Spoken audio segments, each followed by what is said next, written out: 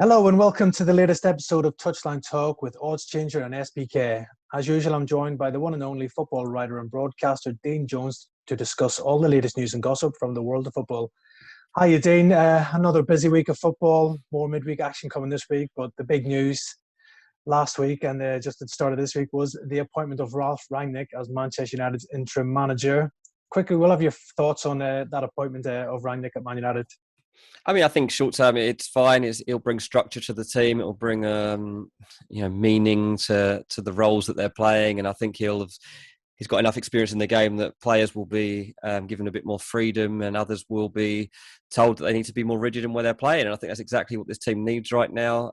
Actual guidance. I always felt that Solskjaer just lacked that a little bit. Especially at key times. So yeah, I think it's a good idea short term. I worry about like the philosophy going forward. If he is being kept on as a consultant or whatever it is, it just becomes even more complicated at the top of the club. But that's not really for me to worry about. That's Man United's problem. So from looking at how they're going to get through the rest of this season, they'll be better off than they would have been if they'd stuck with Solskjaer.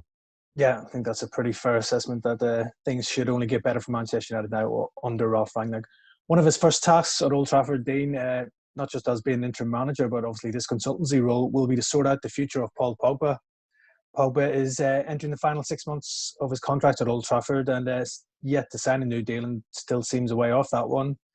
What's your latest take on the future of Paul Pogba? And is he somebody that Ralf Rangnick will want to keep around at Old Trafford?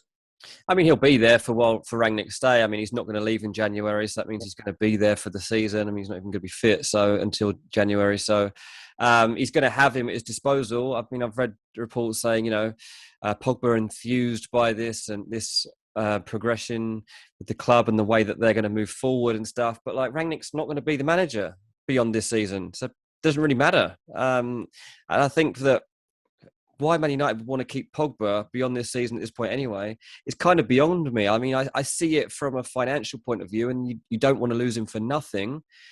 But do you really want to be making Paul Pogba the highest paid player in this team on like 400 grand a week or whatever it's going to be? You don't, do you? Like, it's not a good situation to be putting yourself in on another long-term contract. We've tried this twice now. It hasn't worked either time. He hasn't found consistent form really at any point. He hasn't been the player that we know he can be for France. I just do not see why you would go down the route of keeping Paul Pogba at this point. I would say cut him loose and reinvest that money in somebody that can take the team forward. They're looking at Declan Rice or somebody like that. He wants certainly less wages than that. I mean, I know it's going to be probably close to 250, 300. I don't know what Rice will want exactly, but say 250. Well, it's cheaper than that. I know you've got to pay the asking price as well, but I just don't see that you can progress this team with Paul Pogba in it at this point. There's too much attached to him, too much of a stigma. The fans have got too many frustrations, and I just can't believe that we're still talking about it, to be honest. Yeah, would he even fit into the style that Rangnick's likely to pursue at Old Trafford, this pressing style? That's not really Paul Pogba's game, is it? So, again, maybe it is time to cut their losses and let him move on a free in the season if they can't sell him in January, which does seem very unlikely. I mean, he's so smart that Rangnick that I'm sure he can find a way to get Pogba producing a higher level than he has been under Solskjaer. So I don't really think that's my concern, although look, if he does come into the side in January and start producing good performances for a couple of months, then you are in that situation where United will probably just throw a contract at him and just get on with it, because we've seen that's what they do. They're so worried about making the wrong decision that they often do make the wrong decision. It's a vicious circle for United at the moment, isn't it? And that they're so scared about how they're going to move things on from here and how long they're going to end up in the wilderness of not winning the Premier League. It's dragging on and on. Can you see Pogba winning the Premier League of Man United? Because personally, I can't. Yeah, I'll agree with you on that one. It's been a move that hasn't really worked out for all parties when Paul Pogba arrived in that big money deal from Juventus a few years ago. But where do you see him ending up, Dean, if he does end up leaving Manchester? PSG probably ticks all the boxes for me. They'll pay the big wages back in France. And it seems Real Madrid even have got doubts over this deal about the financial side of it, even on a free transfer. So is it looking likely PSG, if we know they've had success in the recent past free agents, bringing in Donnarumma on a free, Wijnaldum, Ramos, obviously giving them big lucrative contracts. Probably that could be the one most likely you see Pogba ending up at. Yeah, I definitely would put PSG at the top of my list right now. I think Real Madrid have been right up there for the past couple of years while they've been monitoring this. At this moment in time, I don't think that they've got it as a key priority. I think they'd rather keep Modric than sign Pogba. They've also got, they've got young players at Madrid that they're trying to bring through. I don't know. I just don't see that they're in the picture as much as they were sort of a year or so ago. And Juventus, obviously, they're in complete disarray at the moment, both financially and on the pitch. So that doesn't really look tenable either. So PSG possibly going to be the only destination for Pogba at the rate we're going. Yeah, so he could end up staying at Man United if no one else comes in for him. So yeah. Maybe Man City. Maybe Pep will do something cheeky and get his own back for the Ronaldo thing and sign Pogba as a free agent. I mean, something like that is feasible, Like Pogba's a good footballer, and all it takes is somebody to take a chance on him. I wouldn't put it past Pogba to go across Manchester, something like that. Like, this is obviously just us chatting about ideas, but that's the kind of for him to not join a PSG. It's going to take something like that to open up for it to happen, not happen. Yeah, never rule out anything in football. It's a funny old game, I know. as somebody said a while ago. But yeah, I'm sure we'll be talking about the future of Paul Pogba, not just in January, but probably next summer as well, when his contract is winding down at Old Trafford. Moving across to the other side of Manchester, you did mention there earlier there, Dean, about Luka Modric at Real Madrid. He's been linked with a surprise possible move to Manchester City in the summer.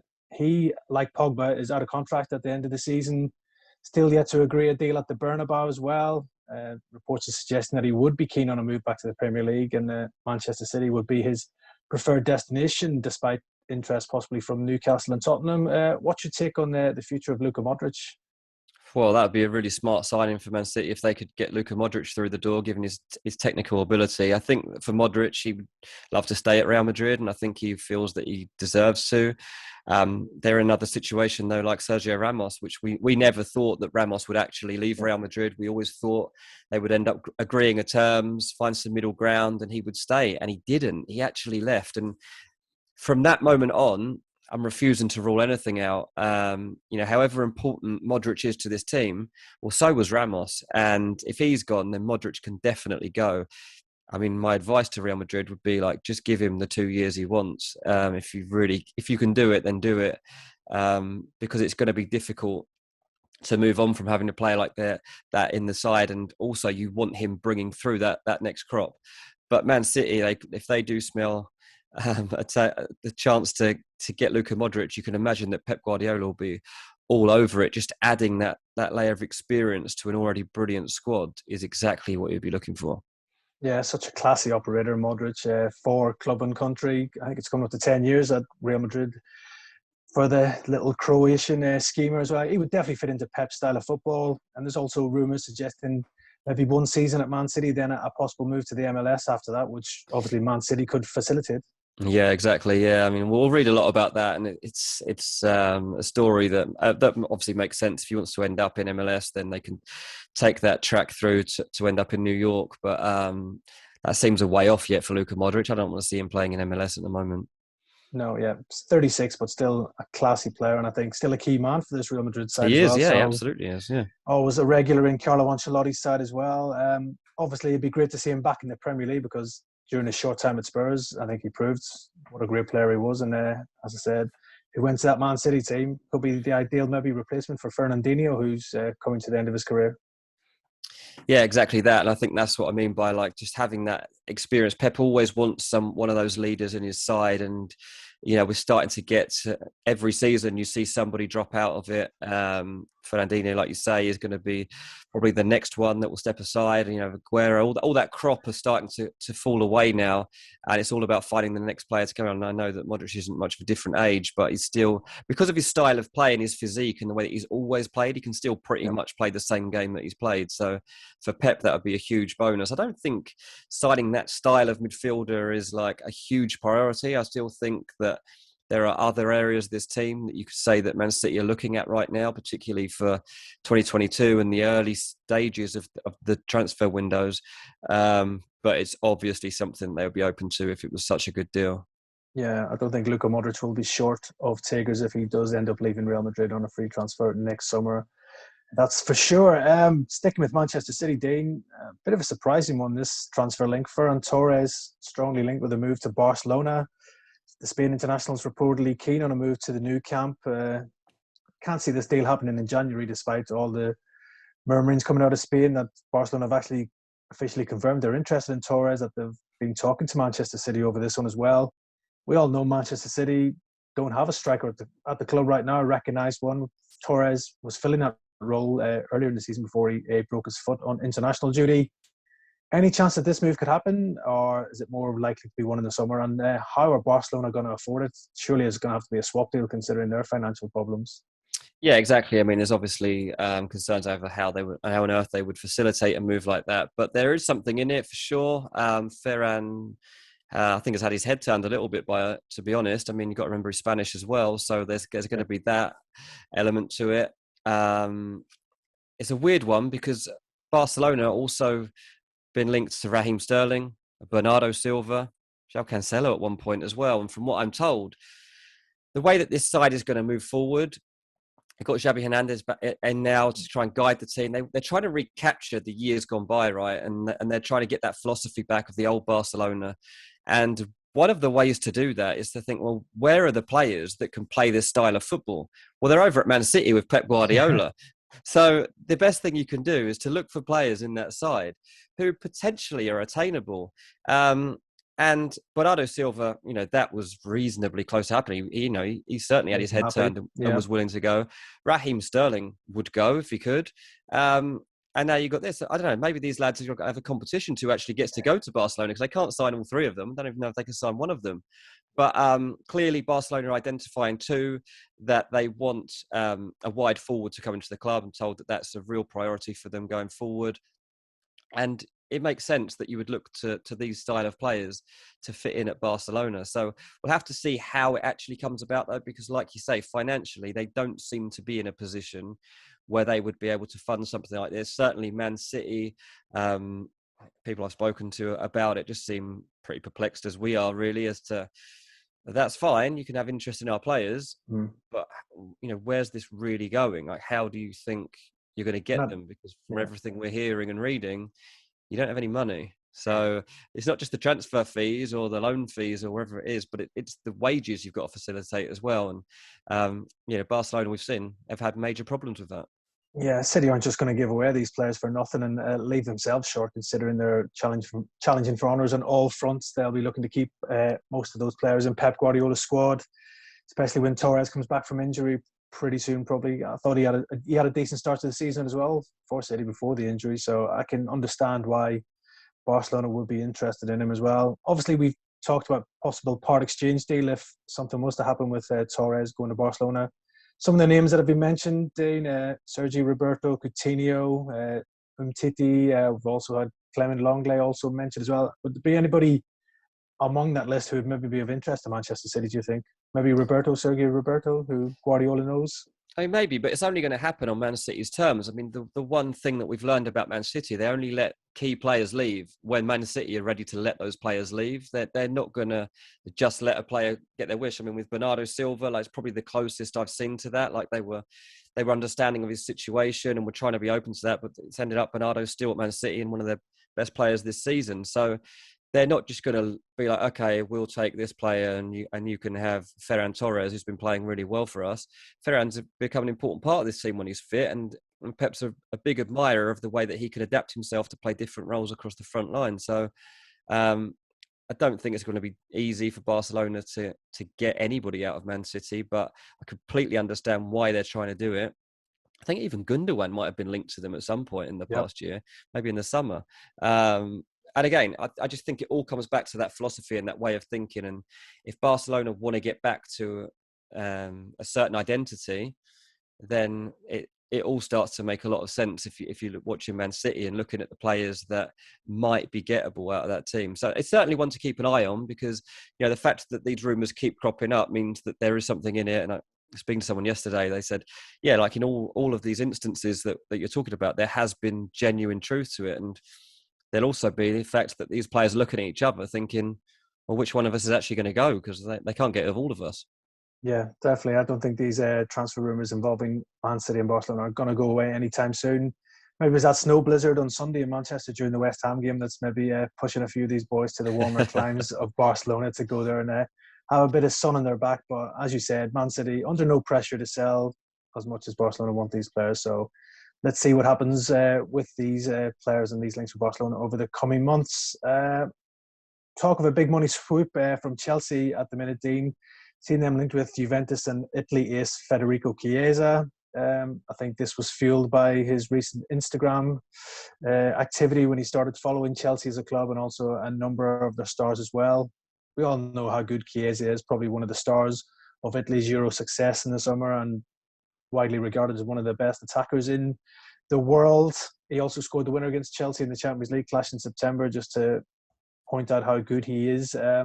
What's the chances of this deal possibly happening? Because it's a bit complicated as well, because he's still on a 2-year loan from Fiorentina, which includes an obligation to buy for Juventus.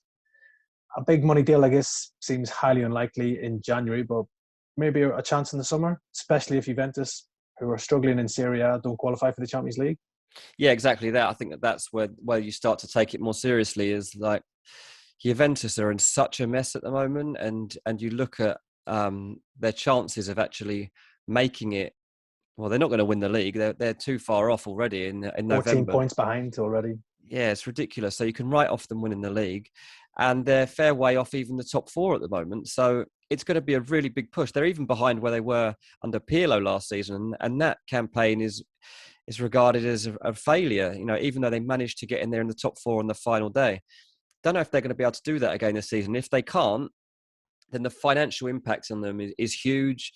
You'd have seen last week, obviously, that they're already under scrutiny because of their transfer activity, and they had their offices raided by police. Yeah. So they're now having to go through the motions of proving how they've managed to sign players recently, and, you know, the swap deals and the values that have been on players' heads as part of that.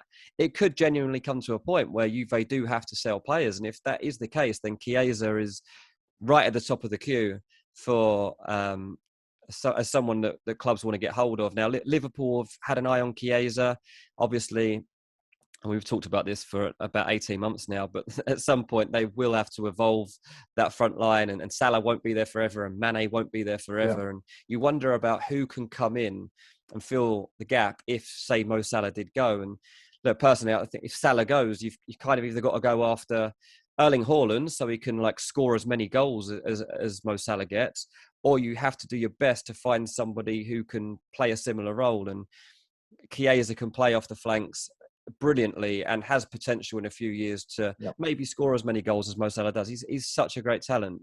But yeah, Chelsea are going to be in that conversation as well. We hear, you know, quite a lot talked about in terms of players like Pulisic and whether they're going to stay around at the club. That is a rumour that keeps coming back, is that Pulisic might leave Chelsea. So I think that's one to keep an eye on. Somebody did tell me that Chiesa is definitely somebody that Chelsea are keeping a watching brief on at the moment over a situation. So it's not one, I think, for January for sure. But let's see at the end of the season, because they would certainly want to be in the conversation for a player like that. Yeah, and with Chelsea European champions, they're always going to be looking at the best players out there, and Chiesa definitely fits that bill as well. Just sticking with Chelsea, you mentioned Pulisic probably maybe on the move. Hakim Ziyech would also be one that maybe would be on his way out of Stamford Bridge, even though he's won his place back in the side recently. You could imagine him moving on in the summer. Yeah, exactly that. I think there's a few in this team at the moment that are trying to like figure out how they fit in, if they fit in. You know, Hudson-Odoi to some degree as well. You know, he's got this season to really see where things are playing out for him. I think ideally he'll stay, but you know, there's no promises over that. So there are a few players in that Chelsea front line, I think, that are wondering if they fit in. I think Ziyech, to be honest, will probably leave. Yeah, a lot of competition at Chelsea, and I'm sure a lot of those players will be seeking first-team football, and there'll be a lot of clubs ready to raid Chelsea if they do get the opportunity, either in January or in the summer transfer window. Switching our attentions to the Championship, Dean. One of the real, success stories probably of the last 6 months, and say it's fair to say, would be Ben Brereton Diaz at Blackburn Rovers. Was probably a breakout star at the Copa America in the summer with Chile. really making a name for himself with his country. Had a really good tournament, and he's taken that form into the championship with Blackburn this season. He's got 16 goals already this season. Has never really been a regular goal scorer before this, but he's definitely found the knack for scoring goals right now, helping Blackburn into 5th place in the table as well. 22 years old as well. There was a lot of talk of him before Brereton Diaz when he was at Nottingham Forest, and Blackburn did pay decent money to sign him, but did struggle up until this season as well. Lots of interest in him. Is he one of the players that we could maybe see some January moves for? Sevilla in Spain have been linked. We've also had the likes of Leeds, Newcastle, Southampton, I think Brighton also as well, all looking at Brereton Diaz. So Blackburn facing a fight to keep hold of him, I think, this January. They're facing a massive fight to keep hold of him, yeah, and they've been in talks now for a couple of months, as I understand it, to try and get him onto new terms and on a new improved and extended contract. At the moment, I'm told there's no real indication that he is set to sign that. So it's slightly worrying for Blackburn, and there's not really much you can do in their situation now. You've kind of just got to wait to see if this interest actually comes through to anything. I mean, Sevilla was the big name that made in headlines early on about the fact that they were interested in him, and it's true. Like, Sevilla have been scouting at him, but a lot of clubs have, like the clubs you mentioned, Newcastle, Brighton, Southampton, Burnley have as well.